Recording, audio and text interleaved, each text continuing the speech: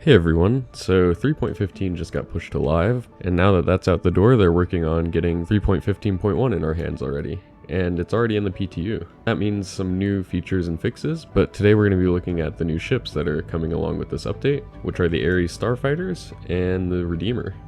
So starting off with the Starfighter, I've got the Ares Inferno here, and the two variants of the Starfighter differ mainly in the fact that one has an energy weapon and one has a ballistic weapon. So the Inferno we have here has the big old ballistic Gatling. It's a size 7. And you can see that this thing is absolutely massive. People call the Starfighter basically the A-10 of Star Citizen, because in real life the A-10 is basically a plane built around a gun. Well, this is a ship almost entirely built around this gun. And these guns are bespoke, so they cannot be swapped, which is why you've got the two variants instead of being able to change the weapon. For my first impressions of the ship, I really love how it looks in game. I've said it before, but black and red is one of my favorite color schemes, so I was already going to like the Inferno just based on that, but I really like how the Crusader styling has carried over to a slightly smaller ship, although this thing isn't all that small. Even though it is a fighter, it's a pretty decently sized ship because it's got to have the components to support those size 7 weapons, and I'll show those components on screen now. But yeah, there's nothing too special here other than that size 7 weapon. Everything else is good enough to support flying this platform around, but it's not excessively shielded or anything like that.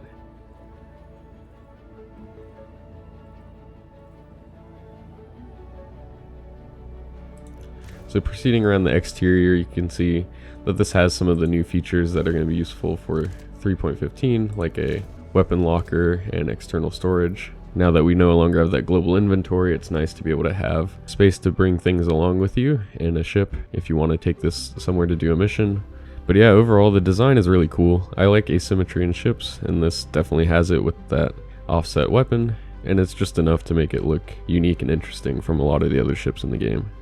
Now as to how it performs, immediately when I got in the cockpit, I was really happy with the cockpit view. It's much like the Star Runner with the open canopy, but having that size 7 weapon off to the right in your peripheral vision is really cool. And it reminds you how much firepower you have in the ship that you're currently flying. But yeah, this unobstructed view is a really nice feature, and I think one of the reasons why Crusader ships are so popular.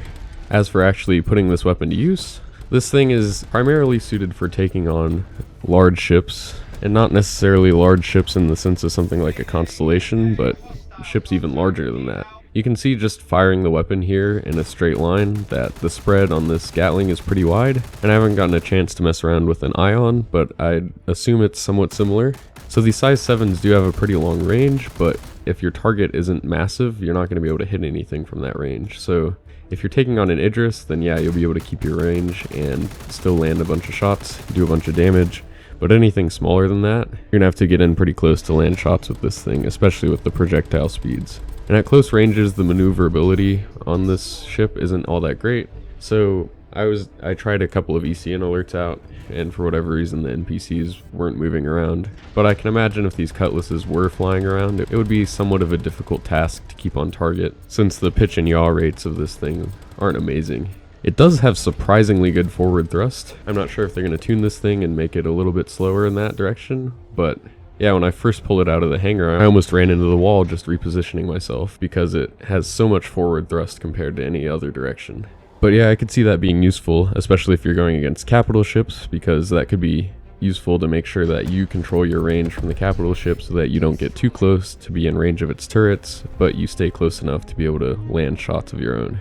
So again, this Inferno that I have here is the ballistic variant, and if you've been using ballistics in 3.14 and now in 3.15, most of the time the experience hasn't been that great just because of the vastly reduced ammo counts. With a lot of weapons you wouldn't have enough to do even one mission, and multiple missions would really be stretching it with a lot of loadouts. However, with this ship you have 2,000 rounds for the main weapon, and with how much damage these do, as long as you're landing your shots, that should last you for a while.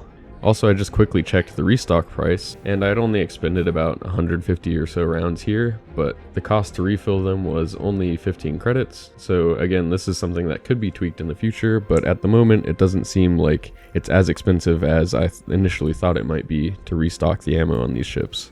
So yeah, I'm definitely looking forward to having some more dynamic events to be able to take on some larger ships like Idris's with these things, see how they perform in that role that they're designed for. But for now, they're a lot of fun to just mess around with and really chew through some medium and large size ships as long as you land those shots. And they also just look really cool. So yeah, have you guys gotten a chance to check out the Starfighters? And if you have, what do you think of the ships so far? And are you going to pick one up at the IAE coming up soon? Alright, so the next ship that's been introduced with 3.15.1 is the Aegis Redeemer, and it's hard to say which one of these is the more exciting one, the Starfighter or the Redeemer, as they're both going to be great ships, they just have very different use cases. So you can see the Redeemer here, it's a gunship, and it's really not all that much bigger than the Starfighter, and although its guns are smaller, it's absolutely covered with these turret emplacements, so I'm just going to walk around the ship and point out all of the weapons that it has. So at the front, you got a dual size 3 turret, and this can be controlled by a remote turret seat on the bridge or by the pilot, which is nice. And then you have a manned turret down here, and this is one of the 2 main manned turrets, and they each have dual size 5 weapons, which is a lot of firepower.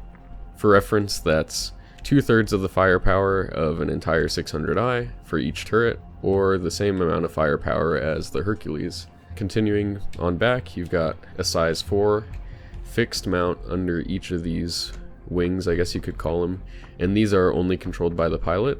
So if you have someone in that front remote turret, the pilot still gets to control these. Then at the rear, you have another dual size 3 remote turret, which is also controlled by a seat on the bridge. And then at the top, you have the second manned turret with another set of dual size 5s. Now, the other notable characteristics on the exterior of the Redeemer are mainly going to be its engines, which have this very unique design. You can see landed here that they're closed, but when you fly it around, they actually move around quite a bit, and the animation seemed a little stuttery, so they might have to work on this some, or maybe even reduce the amount that they move around, because I remember the Cutlass used to have its engines move around a lot, and they reduced that. But yeah, as you apply acceleration, they open up, and then when you're no longer accelerating, they close back down. So yeah, this makes the Redeemer a unique ship in that way. Okay, now the only way into the ship is this ramp in the back, and you'll see a lot of these new access buttons all over the ship. I'm not the biggest fan of these because they're kind of a pain to go up to and hit, but I guess it's better than something like the Vanguard, where I personally can never find the button to open the door, or I always end up opening the wrong door, so it's a bit of a trade-off. But yeah, moving on to the interior of the ship, it's very similar to something like a Vanguard, but just slightly bigger. I'd say the overall layout, though, is really well thought out, and even though this isn't a massive ship, they've managed to cram quite a bit of things into here. So off to the left, immediately, you have space for, I believe, 2 SU of cargo, and then there's this wardrobe here, which is just cosmetic at the moment. But below it, you've got a very small storage bin, and that's mirrored on this other side here. But then inside of the storage over here, you have a bathroom. And down here you have 4 bunks for the crew, so this is enough for the pilot and all the turret operators, but there's drop seats upstairs, and there's not crew space for them, but I guess the intention would be that the people in the drop seats would only be on the ship for a very short period of time. And then over here you got 2 more of the wardrobe with storage locker combos, and a decently sized galley. So that's it for the downstairs. Let's move on to the upstairs, which you access via this ladder. And then immediately off to the left, we have the drop seat area, and then that component area that I'll get to in a second. And to the right is the bridge. So let's start off to the left here.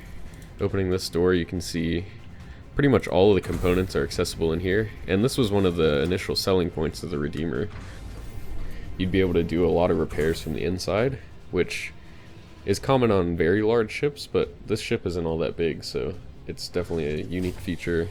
And it's very nice for a combat ship to be able to do repairs in the safety of your own ship.